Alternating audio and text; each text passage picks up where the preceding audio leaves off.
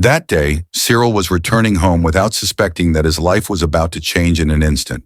The streets of Douala vibrated, as always, with the sound of horns, motorcycles, and street vendors, a familiar urban symphony. In the back of his big black car, he scrolled through his phone, his mind elsewhere.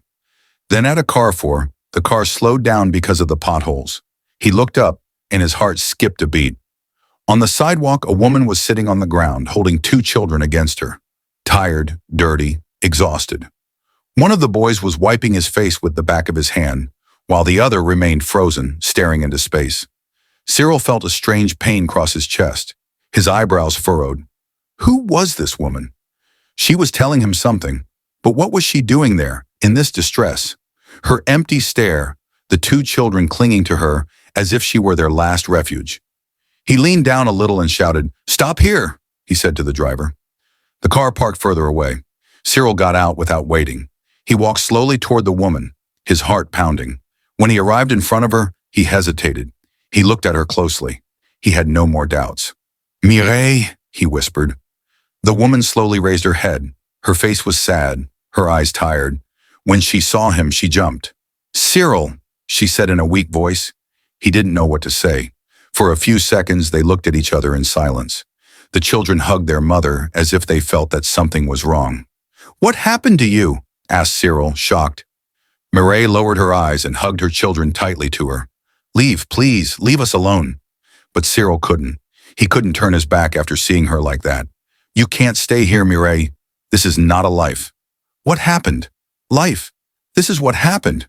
Not everyone has the right to a beautiful ending. That's all." He looked at the children. They were hungry. They were cold. He gently knelt down.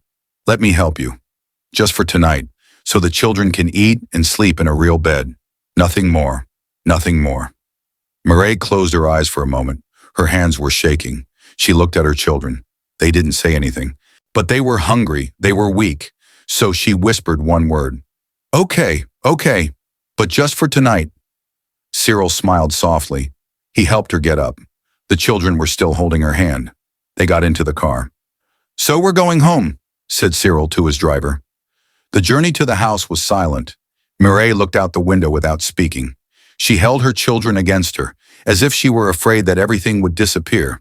But Cyril didn't say anything. In his mind, 1,000 thoughts were turning.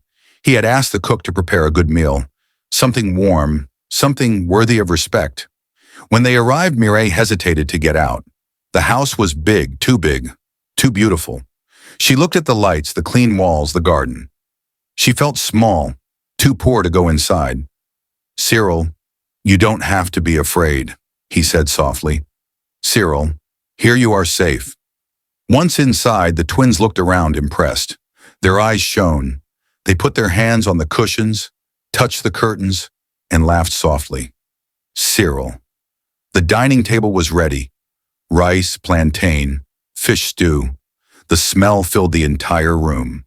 But Mireille remained standing with her arms crossed. She didn't dare sit down. "Mom, can we eat?" asked one of the little ones. She nodded.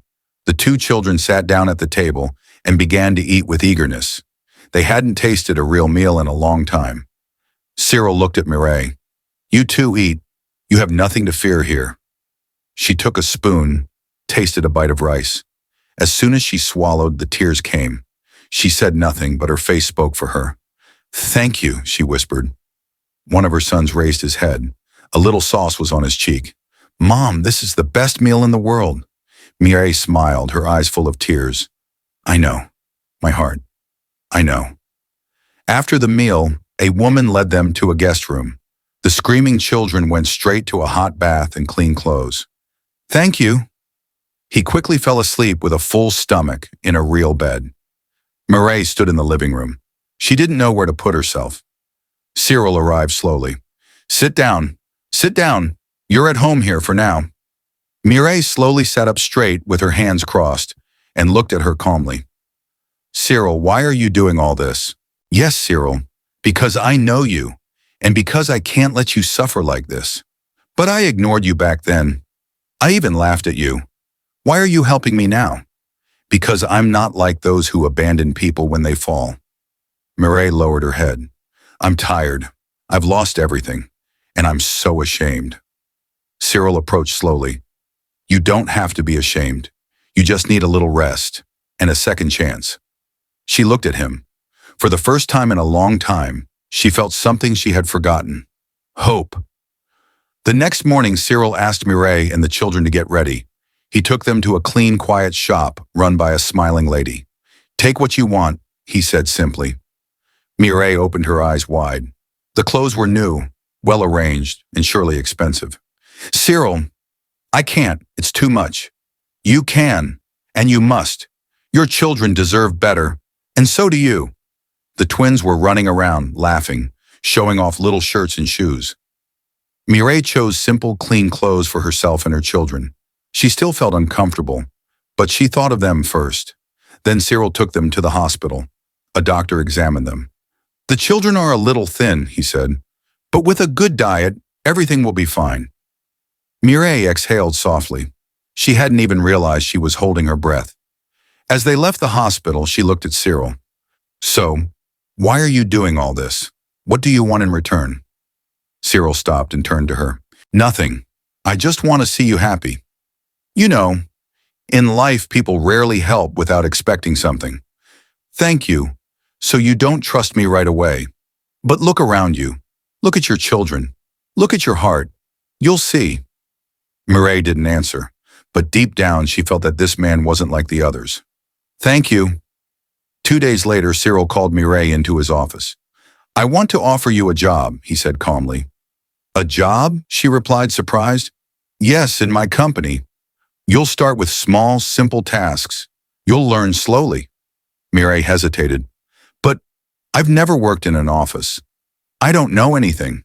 And if I make mistakes, everyone makes mistakes. I too learn little by little. You are intelligent, Mireille. You just need another chance. She remained silent for a moment. And if others judge me, if they make fun of me, then it's me they'll have to face. But it's not them who decide your value. It's you. Mireille took a deep breath. She thought of her children. They needed a strong mother. Okay, I'll try. The next day, she started her first day of work. She felt lost, nervous. The other employees were well-dressed, confident, fast. She still made mistakes, but every day she asked questions. She learned. She moved forward. One afternoon, a customer managed to get angry. Mireille listened calmly, took notes, and promised she would solve the problem.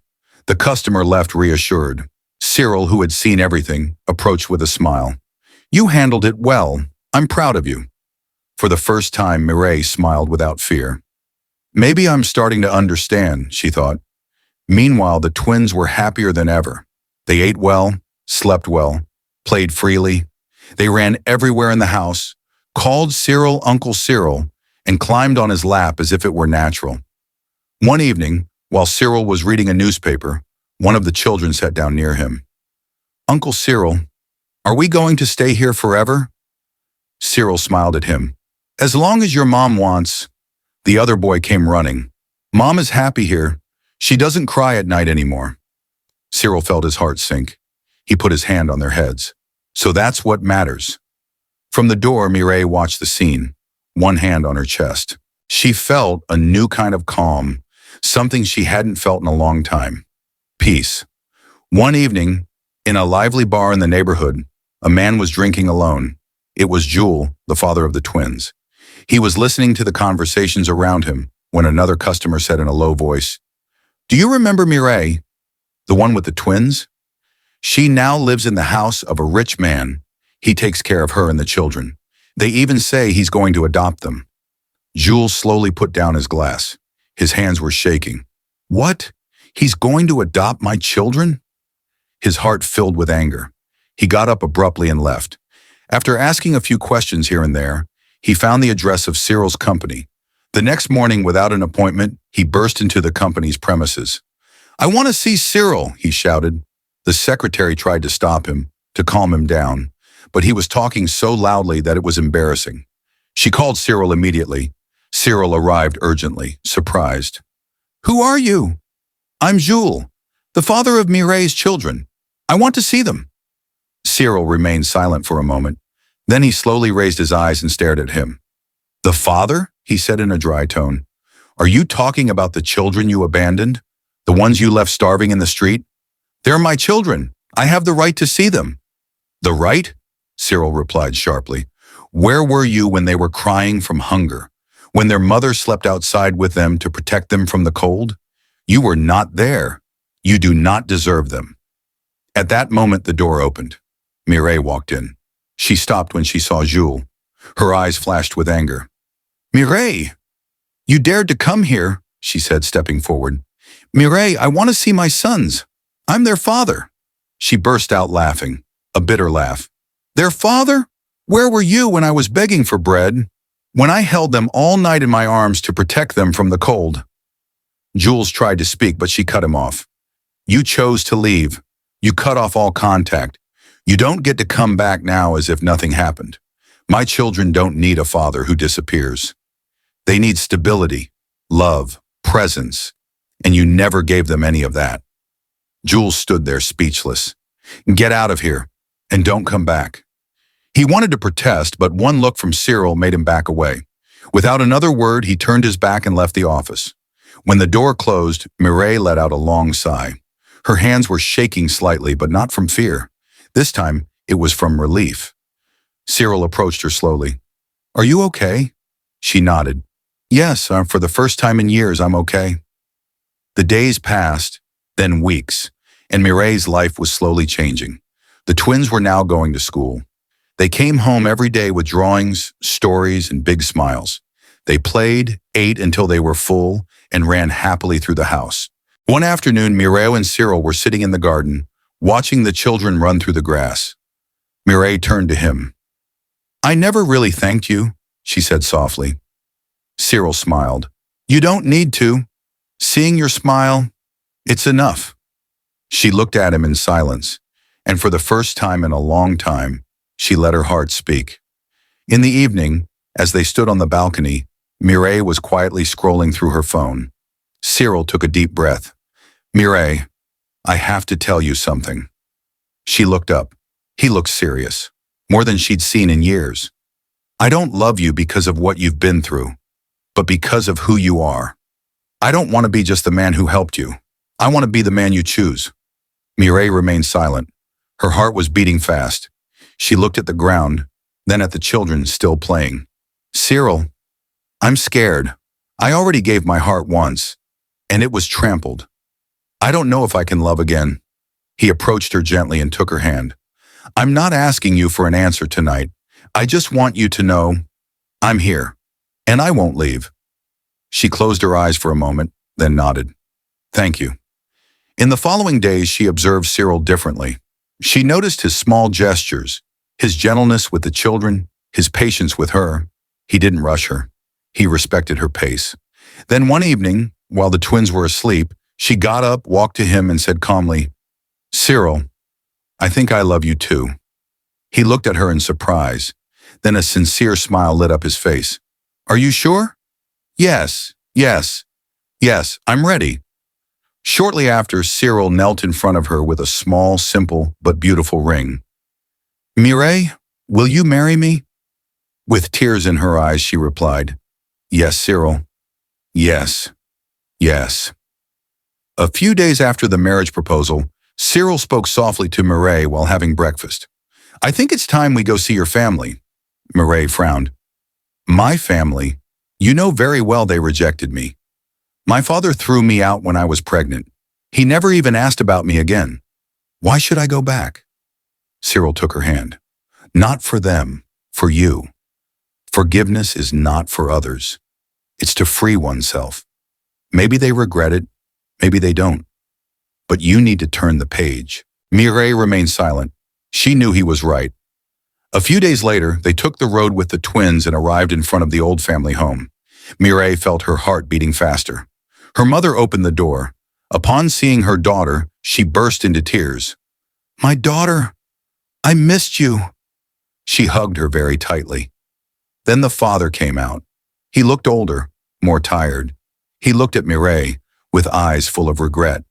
I was wrong. I was ashamed, and I let anger speak for me. I hurt you. Can you forgive me? Mireille had tears in her eyes.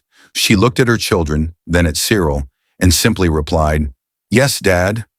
I forgive you." Cyrille then stepped forward respectfully. "Sir, I'm Cyrille. I love your daughter, and I want to marry her. I promise to always take care of her and the children." The father nodded. "You have my blessing, my son." That evening, the whole family gathered around a good meal. There was laughter, smiles, and songs. The past was left behind. Only love mattered. The day of the traditional wedding arrived. The entire courtyard was decorated in bright colors. The drums were beating. The women were dancing and laughing, dressed in their most beautiful loincloths. The smell of rice, braised fish, and palm wine filled the air. Mireille wore a magnificent traditional dress. Her smile was sweet and full of emotion. She walked slowly towards Cyrille, surrounded by the women of his family. Cyrille, in traditional attire, stood waiting with eyes full of love. When she approached, he whispered, "You are beautiful." She looked down, then raised her head with a sincere smile.